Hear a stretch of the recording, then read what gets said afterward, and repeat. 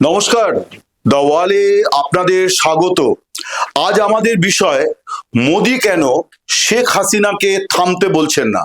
কেন বলছেন না আপনি চুপ করুন, দেশ নিয়ে ভারতে বসে মন্তব্য করবেন না, এই যে প্রশ্নগুলি, এইগুলোই আজকে আমাদের আলোচ্য বিষয়। প্রশ্নটি উত্থাপিত হয়েছে মোহাম্মদ ইউনূস, বাংলাদেশের প্রধান উপদেষ্টা, তার একটি প্রতিক্রিয়াকে কেন্দ্র করে। কাতার ভিত্তিক সংবাদ মাধ্যম আল জাজিরাকে মোহাম্মদ ইউনূস একটি সাক্ষাৎকার দিয়েছেন।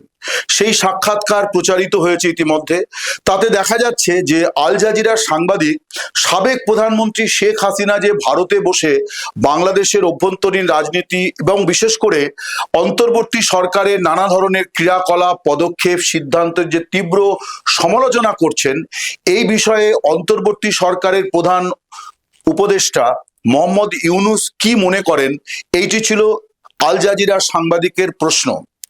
জবাবে মোহাম্মদ ইউনূস দাবি করেছেন যে ব্যাংককে এই মাসের গোড়ায় যে বৈঠক ছিল, বিমস্টেকের সম্মেলন ছিল, সেই সম্মেলনের ফাঁকে ভারতের প্রধানমন্ত্রী নরেন্দ্র মোদীর সঙ্গে তার পার্শ্ব বৈঠকে তিনি শেখ হাসিনার এই প্রসঙ্গটি উত্থাপন করেছিলেন এবং তিনি নরেন্দ্র মোদীকে বলেছিলেন যে ভারত সরকার হাসিনাকে ফেরত দিক বা না দিক সেটা অন্য কথা, অন্তত শেখ হাসিনা যাতে ভারতে বসে বাংলাদেশের অভ্যন্তরীণ বিষয়ে মতামত না দেন, মন্তব্য না করেন, নরেন্দ্র মোদী যেন এই বিষয়ে পদক্ষেপ নেন।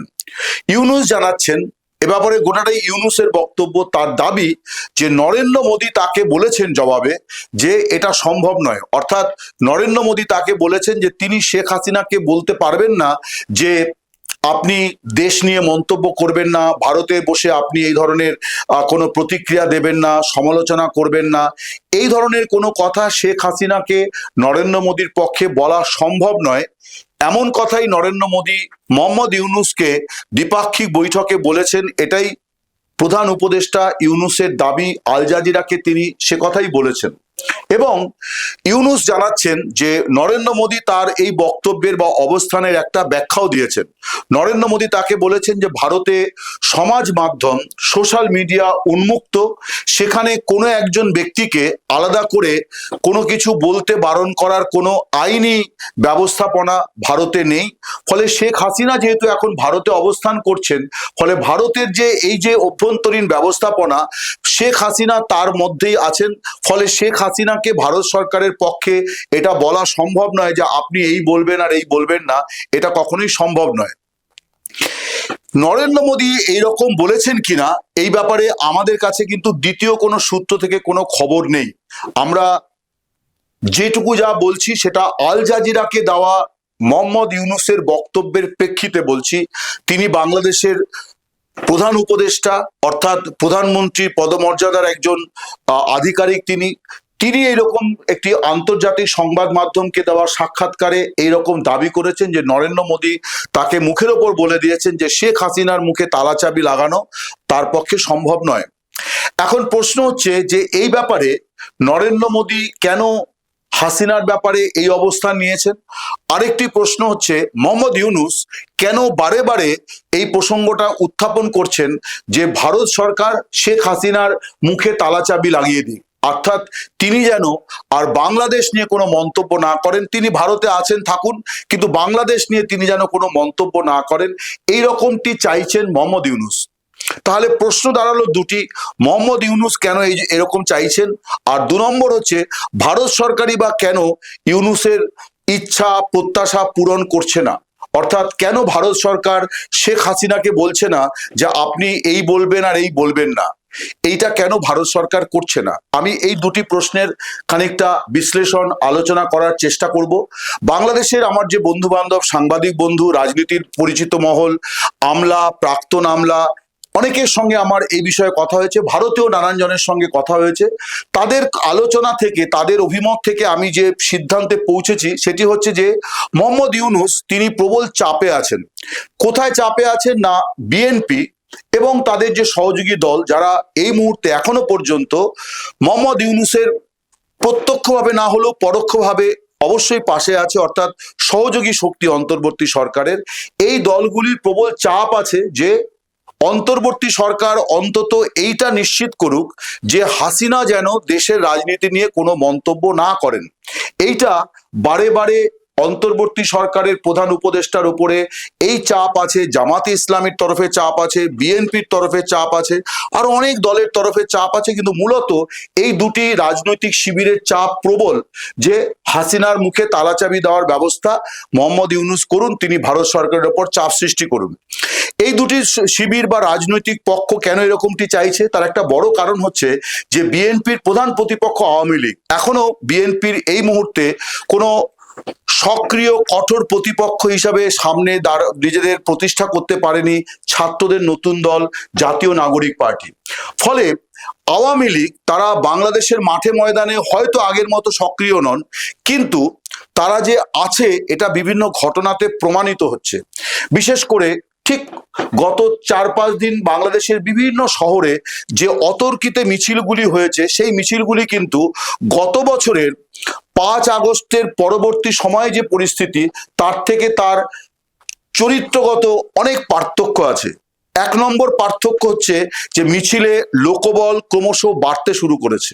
অর্থাৎ আওয়ামী লীগের যে নেতা কর্মীরা বসে গিয়েছিলেন, ভয়ে চুপসে গিয়েছিলেন, তারা আস্তে আস্তে আস্তে আস্তে তারা প্রকাশ্যে আসছেন। তারা যে প্রকাশ্যে আসছেন তার একটা বড় কারণ হচ্ছে চারপাশে যারা আছেন তাদের কাছ থেকে তারা অভয় পাচ্ছেন, না হলে তারা প্রকাশ্যে আসতেন না। দেশে তাদের পক্ষে যে মিটিং মিছিল তারা করতে পারছেন, অতর্কিত হলেও যে তারা করছেন, তার একটা বড় কারণ হচ্ছে প্রতিবেশী, পাড়ার লোকজন, স্থানীয় মানুষ, তাদের যে আওয়ামী লীগের উপর যে তীব্র ক্ষোভ বিদ্বেষটা তৈরি হয়েছিল, সেটা অনেকটাই দূর হয়ে গিয়েছে অন্তর্বর্তী সরকারের এই বিগত 9-9.5 মাসের কার্যকলাপের ফলে।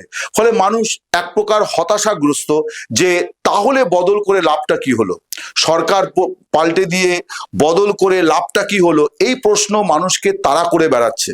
এবং এই হাসিনার দল তারা যেহেতু মাঠে ময়দানে আবার সক্রিয় হতে শুরু করেছে, এই সক্রিয়তার পেছনে কিন্তু শেখ হাসিনার একটা বিরাট বড় অবদান আছে। সে অবদানটা কি? এক তো তিনি প্রকাশ্যে দলের ফেসবুক পেজে যে লাইভ ব্যবস্থাপনা, সেখানে তিনি নিগৃহীত নির্যাতিত নেতা কর্মীদের কথা নিজে শুনছেন, তাদেরকে অভয় দিচ্ছেন এবং নানানভাবে তিনি তার দলের নেতা কর্মীদের যারা দেশে আছেন তাদেরকে উদ্দীপিত করছেন। তার প্রতিক্রিয়া কিন্তু দেখা যাচ্ছে খুব ইতিবাচক, অর্থাৎ আওয়ামী লীগের নেতা কর্মীরা মাঠে ময়দানে আস্তে আস্তে নামতে শুরু করেছেন। এই জায়গাতে বিএনপি এবং জামাত, যারা এই মুহূর্তে বাংলাদেশের রাজনীতিতে দুটি পক্ষ, তারা কিন্তু একটা পক্ষে এসে মিলেছে যে আওয়ামী লীগকে কোনো মতেই আর ময়দানে জায়গা দেওয়া যাবে না। এবং এইটা যদি আটকাতে হয় তাহলে শেখ হাসিনার মুখে তালাচাবি দেওয়াটা সবার আগে প্রয়োজন। অর্থাৎ হাসিনা যদি মুখ বুজে বন্ধ করেন, তিনি যদি বলা বন্ধ করেন, তিনি যদি নীরব হয়ে যান, তাহলে আওয়ামী লীগের এই বারবারন্ত বা বলবোলা কোনোটাই থাকবে না। অতএব হাসিনার মুখে তালাচাবি দাও, এইটা মোহাম্মদ ইউনূসের ওপরে প্রবল চাপ এই নিয়ে আছে। বিএনপি চাপ দিচ্ছে, জামাত চাপ দিচ্ছে, অন্যান্য দলও চাপ দিচ্ছে যে হাসিনাকে চুপ করান।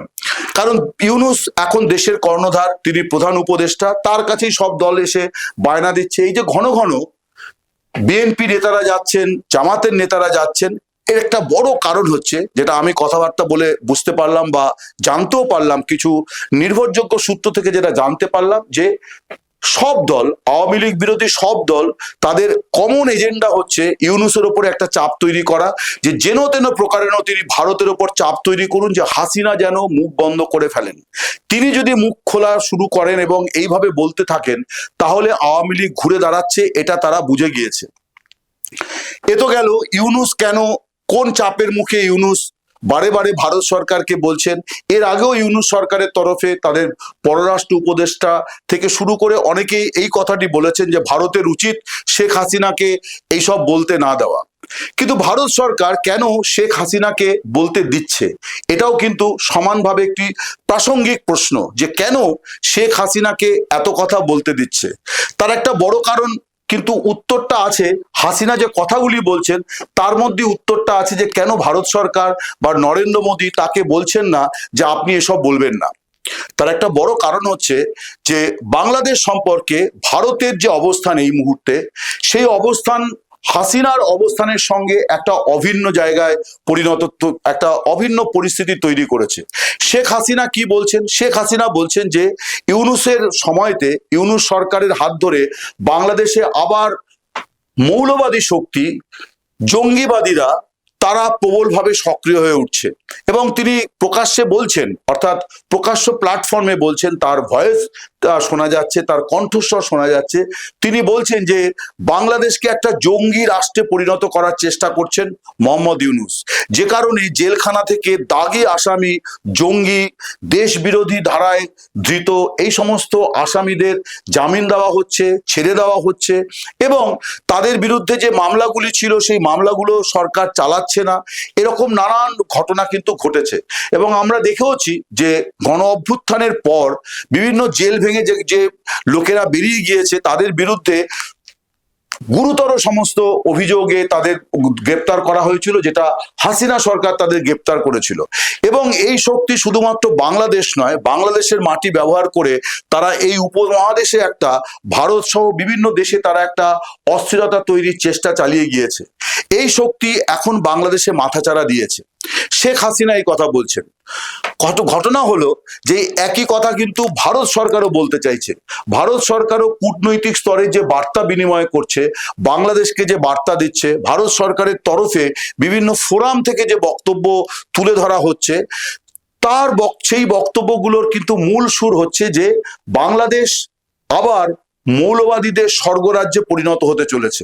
অর্থাৎ বিভিন্ন বিচ্ছিন্নতাবাদী শক্তি, ভারত বিরোধী শক্তি, অসাম্প্রদায়িকতার বিরুদ্ধ শক্তি, ধর্মনিরপেক্ষতার বিরুদ্ধ শক্তি, এই শক্তিগুলি বাংলাদেশে প্রবলভাবে মাথাচাড়া দিচ্ছে।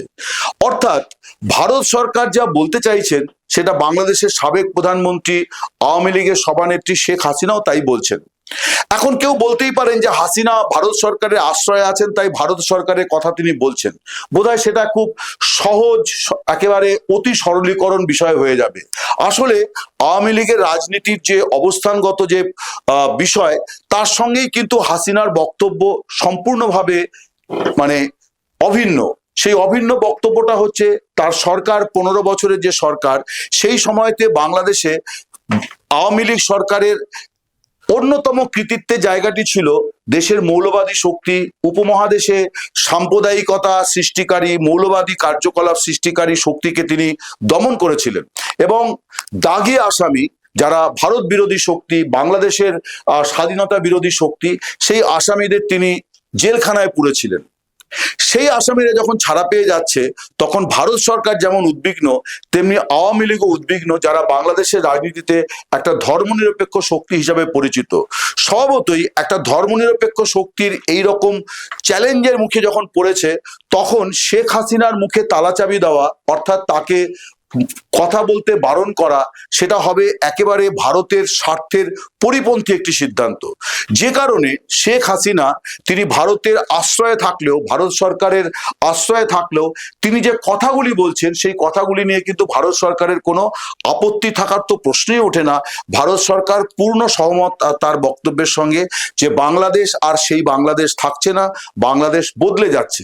স্বভাবতই মোহাম্মদ ইউনূস যতই এই ব্যাপারে সরব হন না কেন, নরেন্দ্র মোদী তাকে মুখের ওপর জানিয়ে দিয়েছেন। আবারও আমি বলি, এই ব্যাপারে সূত্র কিন্তু মোহাম্মদ ইউনূসের সাক্ষাৎকার, তিনি বলেছেন এই সাক্ষাৎকারে যে মোদী তাকে মুখের ওপর বলেছেন যে হাসিনাকে তিনি চুপ করতে বলতে পারবেন না, তার কারণ ভারতে স্বাধীন সমাজ মাধ্যম আছে, সোশ্যাল মিডিয়া আছে, সেখানে আলাদা করে একজনকে এইভাবে বলা সম্ভব নয় যে আপনি এইটা করবেন আর এটা করবেন না।